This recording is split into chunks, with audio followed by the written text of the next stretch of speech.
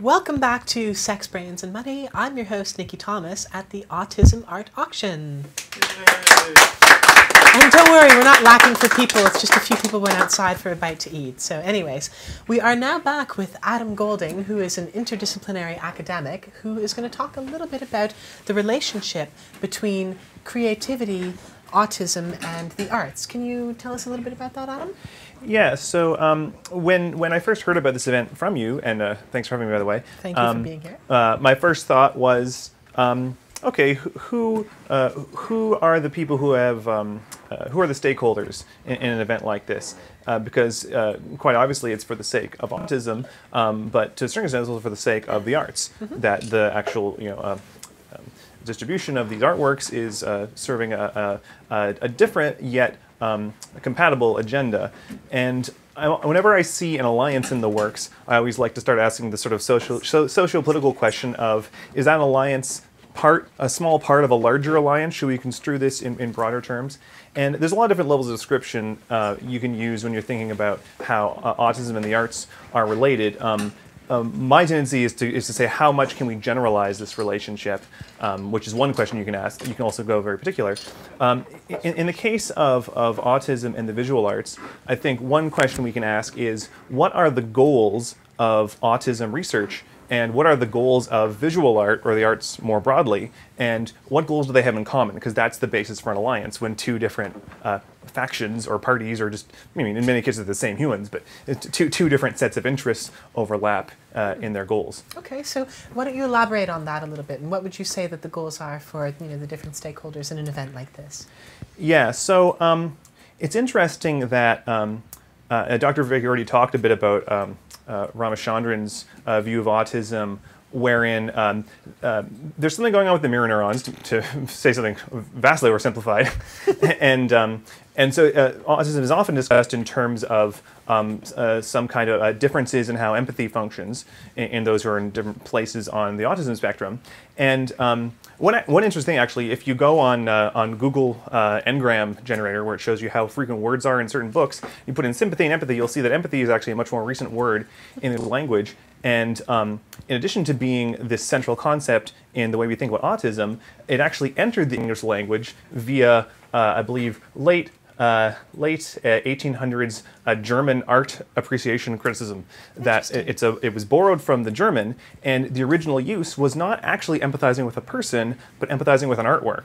And the claim was that to properly appreciate a painting or something like this, that you have to feel into the work to properly access what the emotional content is there before you can really justifiably evaluate it. That if you're the viewer and you're judging or critiquing artwork without having done the effort of trying to empathize with the work and trying to sort of get whatever content is there, then you're not actually really critiquing the content. Okay, so how would you say that the idea of empathy connects with people with autism and their creative outlets?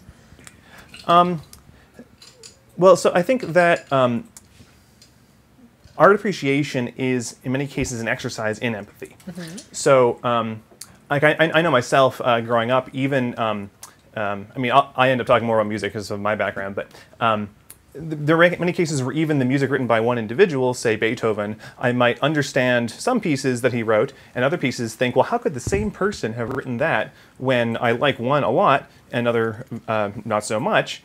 And it's even the same when you're discussing music preferences with a friend or something like that, and you're hearing the same stimuli, but to one of you it sounds awesome, and to the other of you it sounds terrible. And it's actually quite mystifying, and it isolates a difference in your conscious experience of the world that you co-inhabit, but apparently not in the same way, because you have this very big difference in how you appreciate things.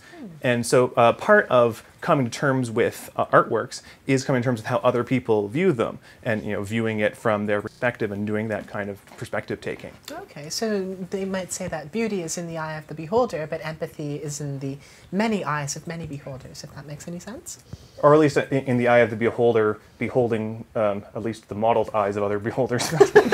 Well, now we're getting into some interesting infinite regress, but from the sound of it, it means that people with autism will have a somewhat different perspective on artwork, which would maybe come out in their creativity?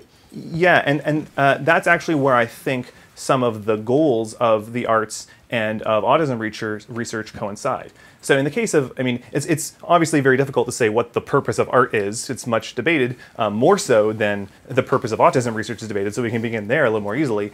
I mean, in the case of autism research, okay, so we're interested in you know, prevention and treatment. Those are the kinds of things that end up getting talked about in abnormal psychology. Of course, in recent years, with a better understanding of the importance of neurodiversity, we're not always going to talk about everything like it's a problem that needs to be fixed. We're also interested in how to incorporate people who just have, you know, different cognitive profiles into society in a better way.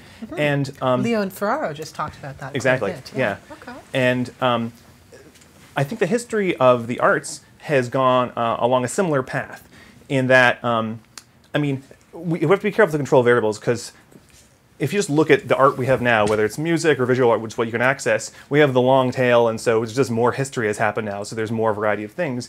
But even just the rate of stylistic change has increased, along with the rate of social change, you know, throughout, certainly in the Western world. And but even the stylistic breadth covered by one composer or one artist has gotten broader. And it was only in recent centuries that expressing someone's individual personality was seen as one of the primary goals of art.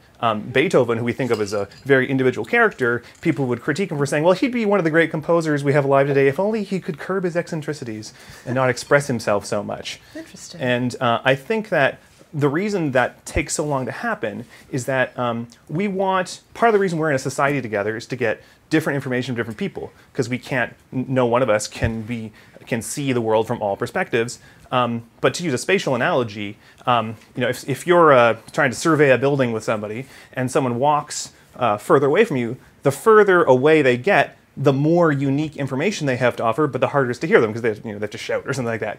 Now, then there's conceptual distance in addition to spatial distance, when whether you're talking about, you know, stylistic change in the arts, or trying to integrate people with a wider range of you know, neural profiles into society in a way that allows them to communicate about their mental state. So I think there's a shared goal of increasing the richness of communication between different consciousnesses in the arts and in any kind of research in abnormal psychology, and also increasing the range of types of minds that can participate in that kind of conversation. Well, you know what? It sounds like you've just, you know, convinced us that we've done a wonderful thing today by giving the opportunity to so many people with autism to express themselves through arts, and hopefully it'll lead to all kinds of different interpretations and all kinds of discussion and all kinds of communication. So thank you for bringing that to us. That was a really interesting segment, and we are going to take a break and keep showing you some of that artwork, and then I'm going to go out into the rest of Fitzgerald's and start highlighting some of the pieces of art, and some of the artists who are here are going to come on the show and talk about the work that they've created and what it means to them and how it makes them feel,